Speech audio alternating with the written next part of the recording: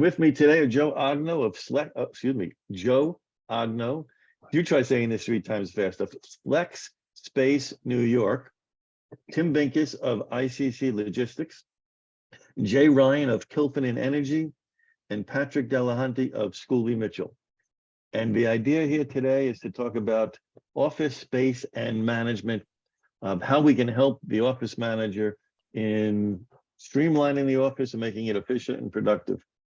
So if it's okay with all of you, I'm going to jump right in and start with Joe, because you are the furniture man and furniture is office space. Can you tell me, what are the factors driving the space planning design decisions today, and what is different since COVID? Was that a mouthful? Yeah, it's a mouthful. So I think you almost introduced me as Joe from Sex Flakes, which is a whole different thing. But I'm going out right now and getting that website. So I'm sure it exists already. Then let's start that again slowly. It's Joe Ogno of Flex Space New York. Yes, and actually, I'm going to change the question for a second before you go and talk about what's driving design. Flex Space. I think that kind of really talks about everything that you talk about. Why Flex Space New York? Good question. So I don't know how many years it is ago, probably 10 years ago, I was informally trained by JLL and Colliers and a few other large management companies, real estate and business management companies, kind of by osmosis through some organizations I belong to. And I noticed that the thing that drove all of their decisions was real estate and how and their relationship with real estate. And most of it was very deep and thoughtful, and it wasn't how much is my lease and how much is, how much space am I taking? It was much deeper than that. So coinciding with that, almost exactly at that same time, I became a rep for a company called Swift Space, which was mobile furniture. And those two things kind of came together. And I realized that mobility and flexibility in a space was not just kind of paramount to what people needed, but also was the future. This was pre-COVID, but before COVID kind of made a lot of that stuff, super important or critical. More than just important, it's kind of critical now. So, but to answer your first question was, what are the factors driving space planning and furniture design? They're the same factors, but some of them have kind of switched their order, where people would have thought years ago, well, let's get as many people as we can for saturation, or let's make this the coolest space around because everything's wireless. Things have changed. So the three things I could tell you from what I've seen clients and again large management companies, the first thing is engagement. They are really interested in designing a space that keeps their employees engaged. Obviously, engaged employees are happy employees and productive, et cetera. The second part is productivity, because productivity is really how people get measured, right? That's the metrics everybody uses. And then kind of the employee experience or partner experience, that's new. That's the last 5 years. A little bit has to do with COVID, getting people back, attracting and retaining. But the employee experience now has become how people get them to be productive and get them engaged and keep them coming back, right? Attract and retain. So those are the things that kind of drive space planning now. It's a lot less vanilla, a lot less black and white. A lot of it has to do with the industry you're in, et cetera. Same principles, but maybe a different order than we had 5-10 years ago. Then post-COVID, the post-COVID part is now there's a component that has to address health and safety more than ever, and has to address flexibility, because spaces have to do double duty or they can't do what they used to do in the past. So that post-COVID has made some of those things, like I said before, critical or super important, or at the top instead of, hey, we'd like to have this. Now it's kind of, you have to have this. You know, Joe, I love you dearly. What I was really hoping you were going to say is we call it flex space because the furniture is flexible and movable and rearrangeable. And that was a softball question for you, but I love your answer. But Well, this so to is, bring I'm not here to sell anybody my flex space. none. Um, So no, but it is true. the Yes. the reason why I bring that up is when COVID first arrived, you had one of the greatest lines, and that was, "Don't go about changing your office environment dramatically because we don't know how long this is going to last. And when it ends, you're going to go back to what you were," or something to that effect. Um, you said that in the very early weeks, we had no idea this thing would last as long as it did. But you're still accurate and true. So talk about that for a moment. Is, during COVID, obviously we all moved back to our homes, remote work, and all of those things, and offices were empty. Are offices filling up again?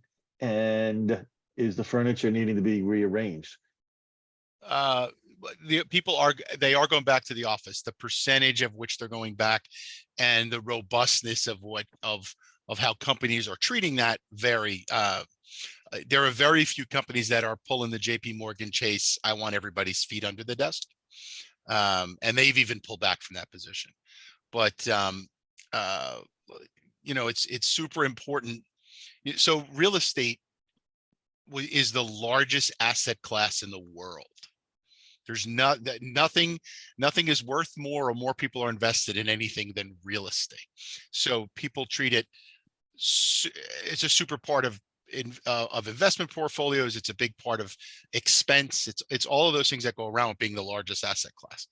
So um, what's happened was companies of all scale, whether it's a 25-person firm or a 2,500-person firm, found out that they may not need to take 25,000 square feet at Hudson Yards at $200 a square foot.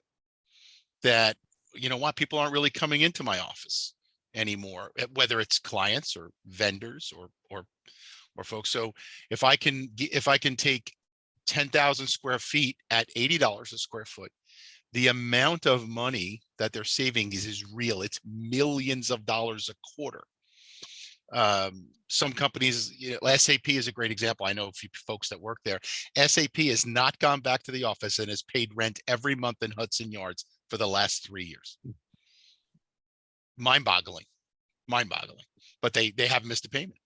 So, and their payments, I'm sure, are 25 million a month or something crazy like that. They have floors and floors and floors of the highest rent in the city. So people are going back differently. They're going back, and when they do go back, the spaces themselves, we're talking about flexible. So sometimes, your bullpen area has to also double as a meeting room, has to double as a place you're going to have cocktails, because nobody wants to go out. Certainly, 2 years ago, nobody wanted to go to a restaurant.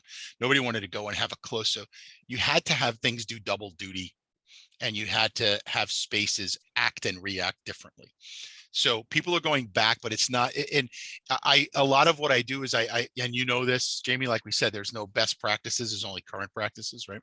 A lot of what I say and what I do is there's always a caveat, and it doesn't really, you can't apply this with a brush. There's always different people that do things differently. There are going to be companies that, restaurants have to have people on staff, right? If I'm the cook, I can't cook from home. You have to be inside. Excuse me, in the kitchen. If you're an accounting firm, I know many accounting firms that have a skeleton crew, lawyers, skeleton crew in the office. They're no longer leasing spaces and spending that kind of money. So, and then the ripple effect, and other folks can talk about this, and the ripple effects of the deli, the dry cleaner, right? The person who cleans the spaces. All those people are either out of work or had to morph themselves. I mean, you think about it, the company you're not only saving money in leasing, but you're not heating the space, you're not cooling the space, you're not having to secure the space, you're not cleaning the space. So there's huge savings in people not going back to the office. As long as the productivity stays high, why would I want to write that check? And that's the long-winded answer to your question of, are people going back? So I'm gonna switch gears here for a moment, because you said they're not spending on lighting. You skipped that one. Mhm. And we have a lighting expert here with us. So Jay, I always like to ask you this question. What is LED lighting, and why should we all be upgrading to this new technology? Well, thanks, Jamie. I don't think I'm going to get into a full scientific explanation of light emitting diodes, but they save money. The reason they're so efficient is because instead of generating a lot of useless useless heat, they generate useful light. An old GE light bulb was 99% waste heat, 1% useful light. LEDs are the opposite. They're about 98, 99% useful light, 1 to 2% waste heat. So that's as deep into the science of what they are as I'm going to get into. But the fact is, they are incredibly efficient, and they are not really a topic strictly about getting people back in the office. They are for anybody who maintains an office of any size, whether you're growing it or shrinking it, because you save typically anywhere from 40 to 75% every month on your lighting bill. And if the initial cost seems like a barrier for most people, the utilities will typically pay for up to 70, 80% of your bill. That sounds counterintuitive. Why would the utilities pay you to use less of their product?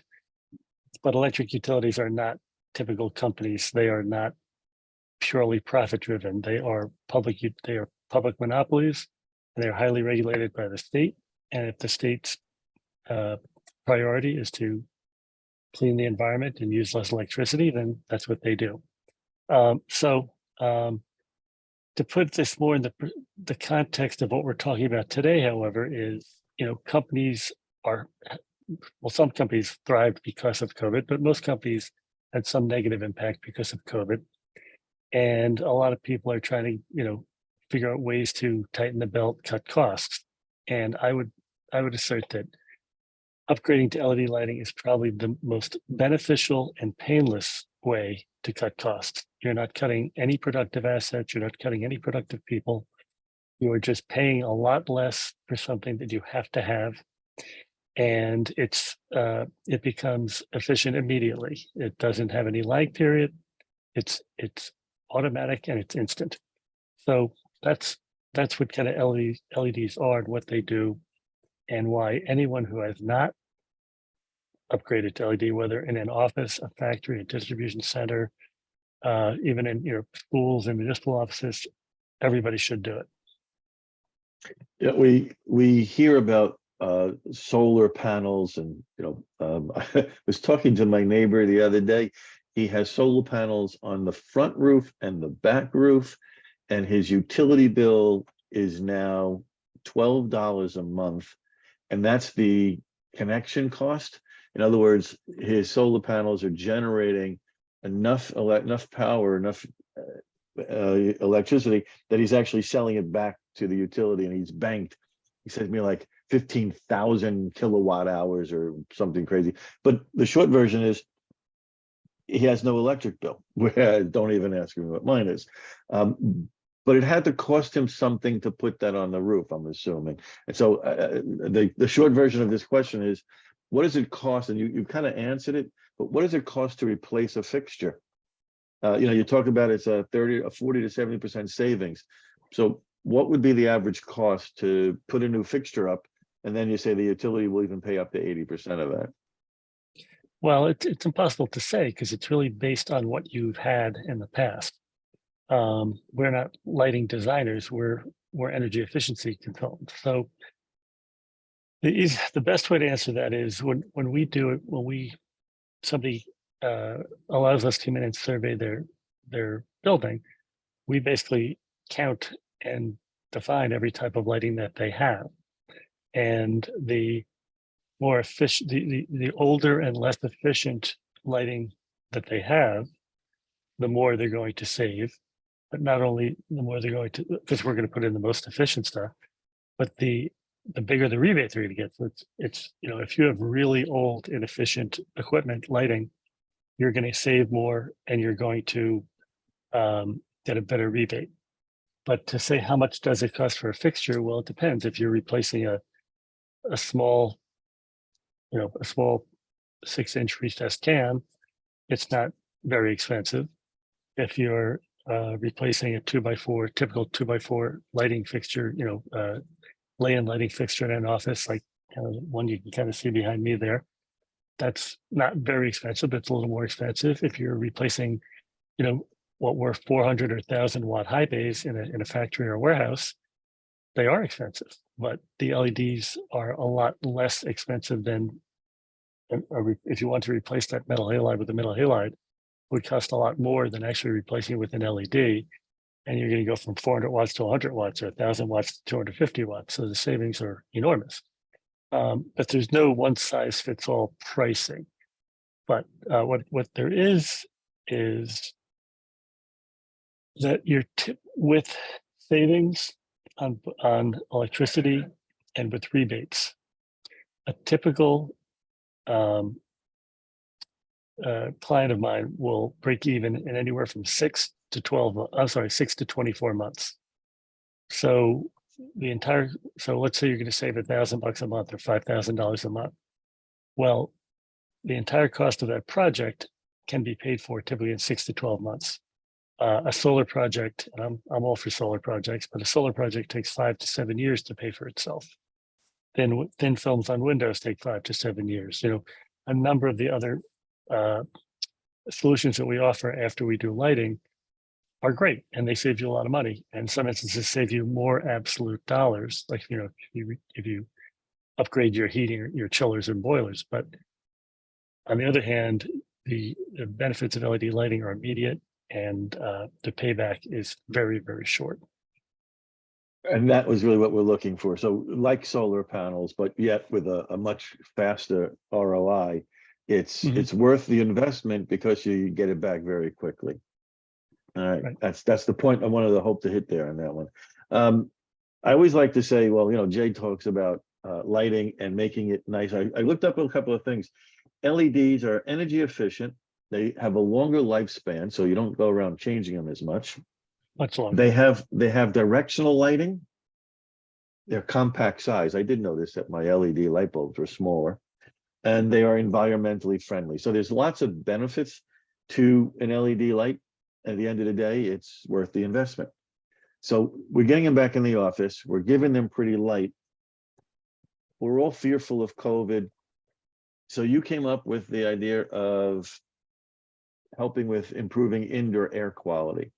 So can you tell us 2 minutes of what that's all about? Sure. Well, you know, during the pandemic, people weren't in their buildings. They weren't letting me in their buildings to do energy efficiency. And I knew a lot about, well, I knew enough about a few different things that it sparked my interest. And, you know, disinfection chemicals in the beginning where they were spraying everything are not simple cleaning agents. They actually are meant to kill things, and they're not meant to be sprayed in your air or sprayed on porous surfaces like chairs and curtains and rugs. So I did a lot of research on ultraviolet light, and it truly is a pretty perfect disinfectant. It adds nothing, no chemicals, no ozone, no charged ion particles to your air. And I always preface this because some people, I did a lot of research and found by far the best products on the market for disinfecting indoor air. And the reason is because 90% of what people learned about COVID in the first 6 months of COVID was wrong. It was incorrect. But 85% of what people now believe about COVID is what they learned in the first 6 months. So I have to disabuse people of some notions, and some people sometimes think it's political, but it's not. It's pure science. And the facts are COVID, like cold, flu, strep, measles, and a number of other diseases, is spread through indoor air. When somebody coughs, sneezes, just breathes, or yawns, they emit particles if they're sick. The bigger ones just drop right to the ground due to gravity, but they're tiny aerosolized particles that can be suspended in air for anywhere to, for at least 12 hours. And if the concentration of those pathogens in your air reaches a level that's sufficient to infect, then no mask, no plexiglass divider, no social distancing, and no vaccine is going to protect you. You will be infected. So what you need to do is to disinfect indoor air. When people think about indoor air, they think about HVAC. Makes sense.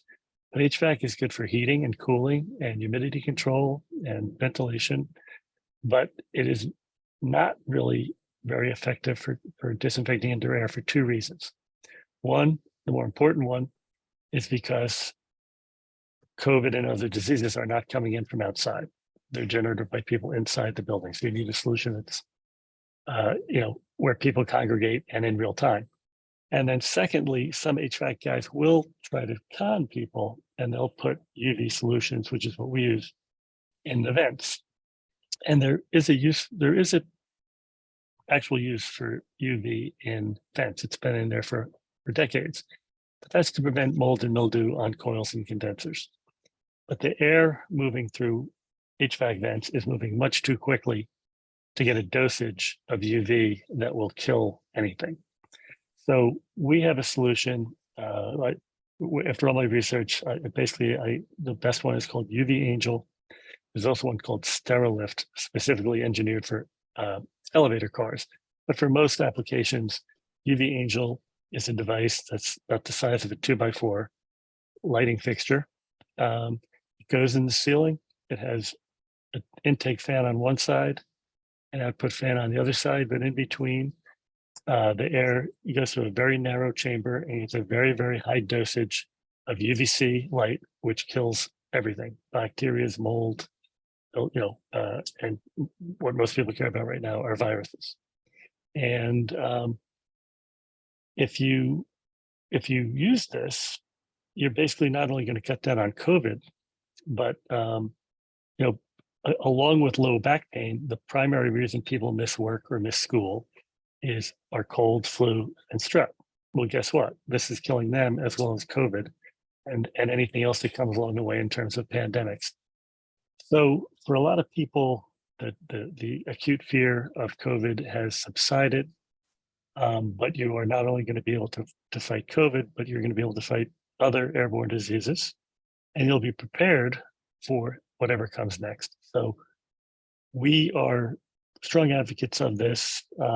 In the last century, water hygiene and food hygiene saved millions of lives around the country, improved quality of life.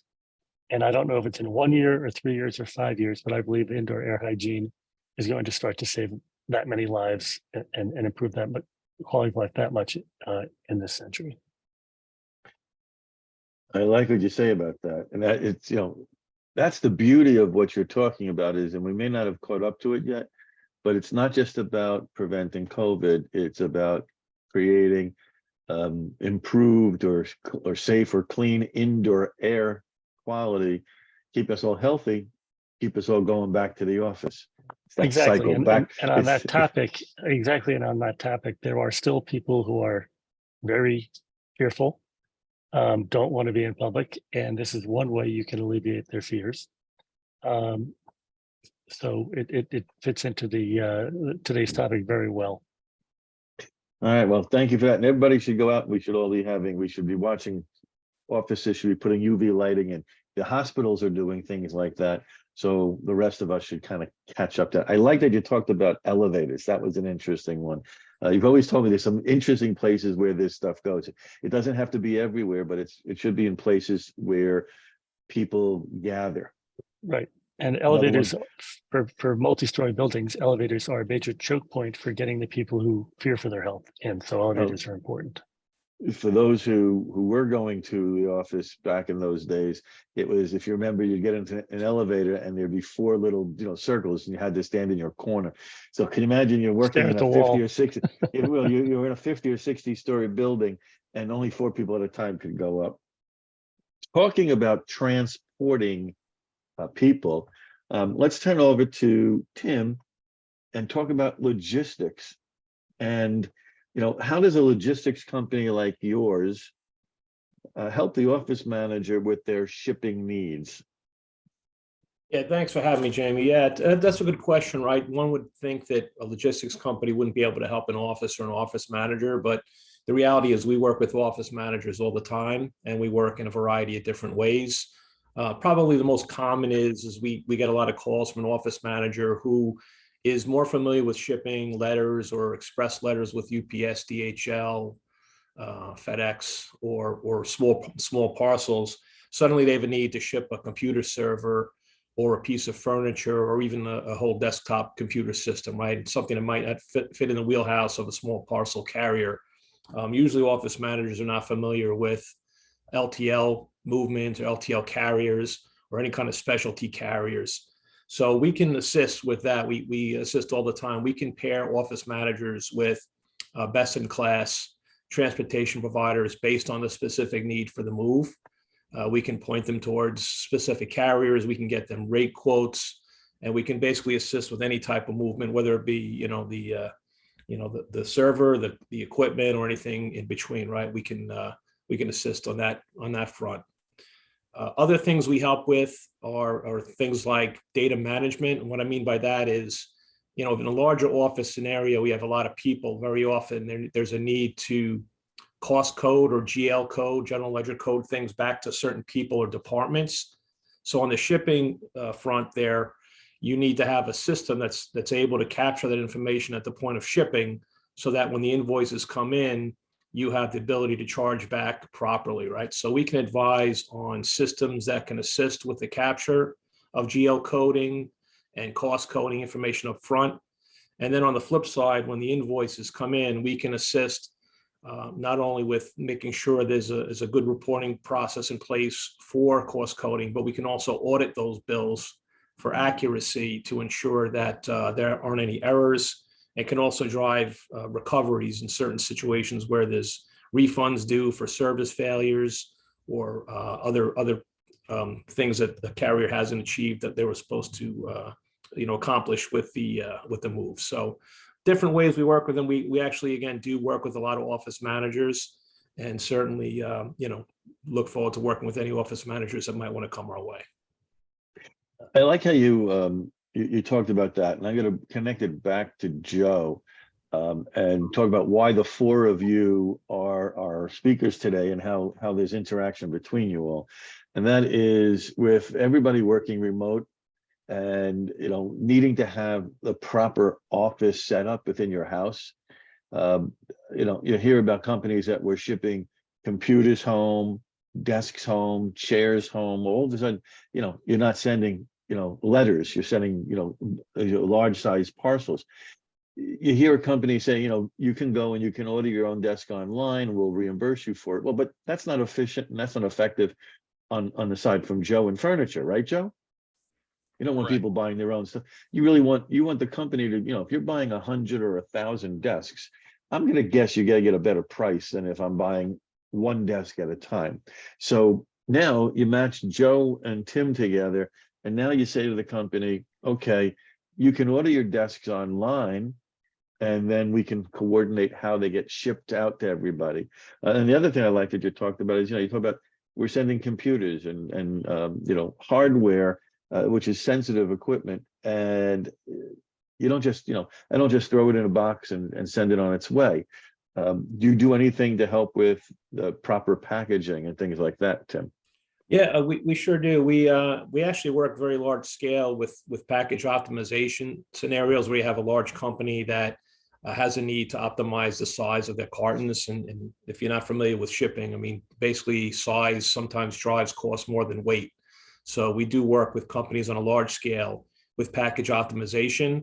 On a small scale, though, with office managers, certainly we're here for advice on that, and any PSP partner or associated company is able to call us, and we'd be happy to advise on and point them towards proper packaging depending on the commodity. That is a service that we do provide. And while you're talking about large size parcels, do you do anything? Do you get involved with what do I call it? Letter size, next day air type of things? You know, I'm sending a letter to Joe across town or across country.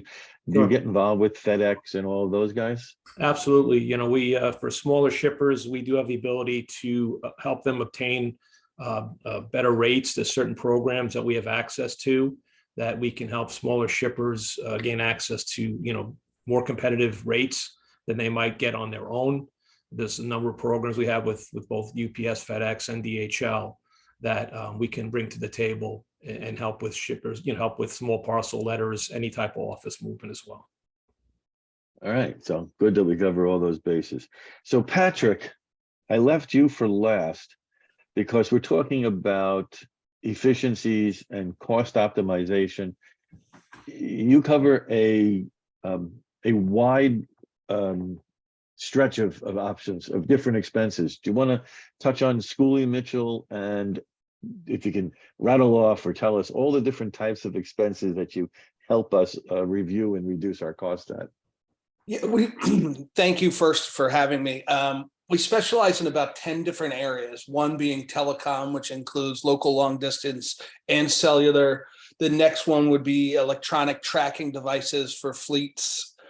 We do fuel such as gas, propane, fuel tanks, oxygen tanks, waste management, hazardous medical, recycling, all that type of thing, credit card processing. We also do linens and uniforms, facility supplies, e-signature, and compressed gases. And what we go in and renegotiate contracts for businesses. 85% of my clients, there is no switch, just a switch in the amount they're paying each month.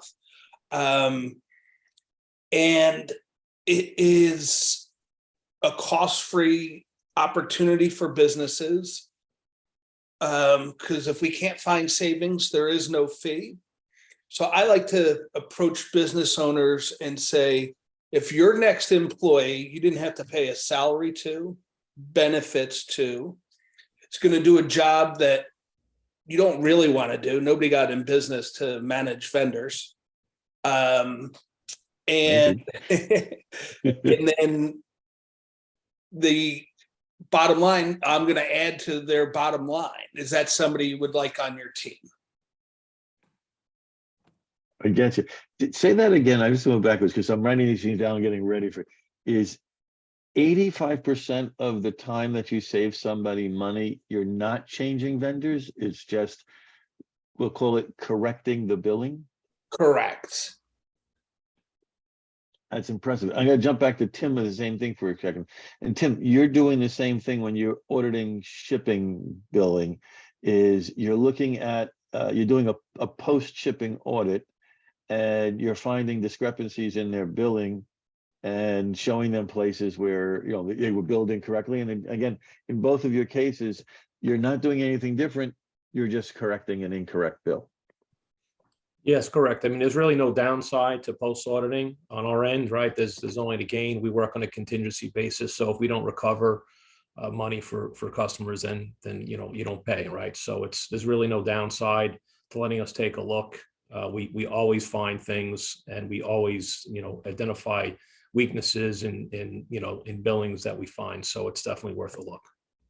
You know, I do a little bit of research that makes me dangerous before each of these things. And I was looking at, for the two of you, the incorrect billing, we'll call it, the percentage of corrections that you find when doing a post-shipping audit is astronomical. And I go back to my travel days when, before there was electronic tickets and before there were remote printers, and we were in the very early stages of FedEx, we were FedExing tickets left and right to everybody. It became a major expense, and I'm just going, man, how much money did I throw away because I didn't know if I was getting billed the right thing for each time when I was sending one of those out. And when there's not a lot of margin, it was really hurtful. Back to Patrick for that is, what percentage of audits do you find that you actually find savings on? I know you said 85 don't change, 85%, but when you do an audit, how many times do you find savings? So I've been doing this for 5 years with Schooley Mitchell, and I believe my number is at 5 right now, where businesses, I could not find optimization for them. All right, but if you only looked at 10, if you only looked at 10 businesses over the last 5 years, it's 50%. But we're gonna go with that, it's a lot higher than that. Or in Yeah. other words, that the people you couldn't save money for is a lot lower. I'll tell you, it's less than 5%. So All right. All right. Well, but now I got to put you on the spot, and that is, can't we negotiate our lower rates ourselves? I mean, that's when I was in purchasing, another hat, I was watching these bills, and I would review the bills before I signed off on them, and I thought I did pretty good. I thought I was saving money. So, what makes you smarter than me that you can save me more money than I can? the answer to that question is yes, you can. And I highly recommend it to any business. That is the perfect time for us to come in. We have a database of over 35,000 clients. We have almost $600 million in documented savings. And so we have a database that we can compare each category to see what other companies your size and that volume are spending on and get you the better pricing. And when we do that, we always, nobody wants change. So when we come in with our value report, we show you what your current provider offers, and we'll bring in 2 other providers, and it's the business owner's decision to which path they want to go down. Oh, real estate people will tell you should use an expert or a professional when you're buying or selling your home, because they have statistics and know, what the right price is. When I was in the travel world, I would say to my clients, especially the larger ones, that, let me help you negotiate your large airline agreements and your car rentals and hotels. Because again, as you said, I had a database of information. I knew what they would offer someone of your size. And if I was sitting on your side of the table and they were offering you a lesser discount, I would know. So Right. That's what you're saying is, you keep everybody honest. Right, absolutely. We say we're the vendor watchdog. All right. All right. And so I like that expertise, experience. I like that you talked about, you're like a free employee. That, Right. You bring us in, you don't get paid unless you accomplish something. Very good. Absolutely. All right. I want to make sure I have some time for some questions and answers later, but I want to circle back to Joe. You were waiting for that one. Joe, you also handle flooring. And so how important is it to have the right flooring in your office? Some of it is important for whatever the process is being used. So we do flooring, let's say an epoxy floor, if you're having any kind of hard surface concrete and you have chemicals or what you're worried about. So an epoxy floor is super important, right? Or you need the proper type of carpeting for a high volume, high foot traffic. We now have carpeting that's anti-asthma, things like that. So there could be technical reasons to have the proper flooring. Often it's more, once you get past that, it's quite obvious you're not going to carpet a medical office, or you're not going to carpet the hard surface of an emergency room or an operating room. So once you get past the obviousness where you can say, well, we need a hard floor, we have to clean it for whatever reason, or we want it to look like a really expensive bank, we're going to use broadloom. Once you get past that, most of today's decisions are made on how are you going to make people feel, whether it's your clients or it's your employees. And it's about the amenities. Everybody wants the floors now that look, when you walk into a restaurant or you walk into a bank and it's all LVT and it's beautiful, it looks like wood, it feels comfortable. You're seeing much less VCT tile now that looks like you're in an elementary school. So a lot of it has to do with how am I going to make people feel about their space. Once you get past the technical side, it's really almost all about how they feel. And if you think that's not true, just think next time you go to a kids or a grandkids thing at a school and you walk in and you're standing on old beat up terrazzo tile or VCT in a classroom, it immediately makes you feel like you're in a school and you're not worried about scuffing or scratching or anything else. You go into a place that has a really nice LVT floor and you say, wow, this is really great. It looks like wood or et cetera. It looks like stone, whatever you want it to look like. So I would say that the easiest answer is you want it to look like what you want it to look like. And a lot of times now the office has to look residential. It has to have a residential feel in certain places. That goes along with the back to furniture, where you'll have a lot more soft seating, couches, collaborative areas. People and not only is it proven that it works better, but you know, the people like you and me and a lot of others on the call, you know, we're not tomorrow's workers anymore. Tomorrow's workers are 20, 30, 35 years old. They grew up in residential. They grew up soft seating and learning on campuses where it was more collaborative and less head down work. So it's a feel shot, so to speak, to use a golf term. It's really a feel shot. I again did some research, and I found more than aesthetics, the durability, maintenance, versatility, comfort, air quality. Hey, that's back to you, Jay. Did you know that putting the right flooring can improve your air quality? Look at I didn't know that. that. Yeah, carpets collect dust. That's what I read. And then Also, sound Jay, insulation. really quick before I forget, there is an aspect that people need to think about flooring is sound and sound absorbency. You don't want to put hard surface floors down, and then as soon as everybody starts talking, the echo cranks up. We see that in restaurants. They go for the look, but then all of a sudden 5 minutes into your meal, you're screaming across the table. So if you need a soft sound, if you need to be able to have a conversation, sometimes LVT may not be the answer. And there are some LVTs that actually have sound absorbency.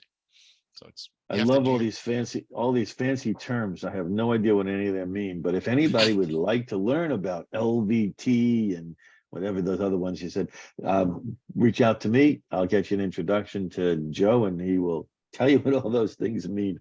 But you're absolutely right. I was in a restaurant the other day, and I'm gonna say you took the pizza right out of my mouth, because it had a high ceiling and a lot of noise, and I couldn't hear to save my life. But so I think about that. There's restaurants, and you think about that in your office, especially these days when I know this is contrary to COVID, but you see all of, you know, these offices where they're not even cubicles anymore. I don't know what they call them. Just, you know, a table, and everybody's next to each other, and they're all on headphones and they're all talking. You need to be able to deal with sound. And of course, it's called benching. Benching. All right. And that's not when you're lifting weights.